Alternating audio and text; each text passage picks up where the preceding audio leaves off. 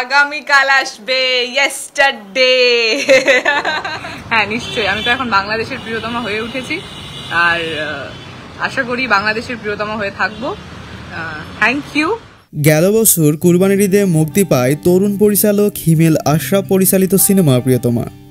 ছবিটিতে সদ্য কেরিয়ারের 25 বছর পার করা শাকিব খানের সঙ্গে ছিলেন পশ্চিমবঙ্গের অভিনেত্রী ইদিকা পাল। এই অভিনেত্রী ছিল এটাই প্রথম সিনেমা। প্রথম সিনেমাতেই জনপ্রিয়তা তুঙ্গে ওঠে শাকিব ইদিকা জুটি। তারপর থেকে শাকিব খান বেশ কয়েকটা সিনেমাতে কাজ করে গেছেন, কিন্তু ইদিকা পালকে আর সিনেমা করতে দেখা যায়নি। শাকিব ভক্তরা এই জুটিকে অনেক মিস করে গেছেন। প্রিয়তমার পর গুঞ্জন উঠেছিল শাকিব খান আর ইদিকা পাল হয়তো আবারও নতুন কোনো সিনেমায় জুটি বাঁধবেন। সুখবর হলো শাকিব ইদিকা আবারও জুটি হয়ে আসছেন সিনেমার পর্দায়।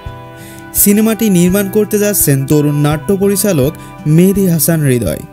এর মধ্যেই সমস্ত প্রস্তুতি নেওয়া শেষ হয়েছে, চুক্তিও জানা গেছে। আগামী মাসের শুরুতেই ভারতের রামোজিতে শুরু হচ্ছে শুটিং। একটানা শুটিং শেষ হবে বলে জানা গেছে। প্রিয় দর্শক, শাকিব খান এবং ইদিকা পালের ছবি প্রিয়তমাদের সবারই অন্তরে গেঁথে গিয়েছিল। সেই সূত্রে হয়তো এবারও এই জুটি হিট একটা সিনেমা উপহার দেবেন সিনেমা প্রেমী মানুষদের জন্য। প্রিয় দর্শক, অবশ্যই কমেন্ট করে জানাবেন শাকিব খান এবং ইদিকা পালের জুটি আপনার কেমন লাগে।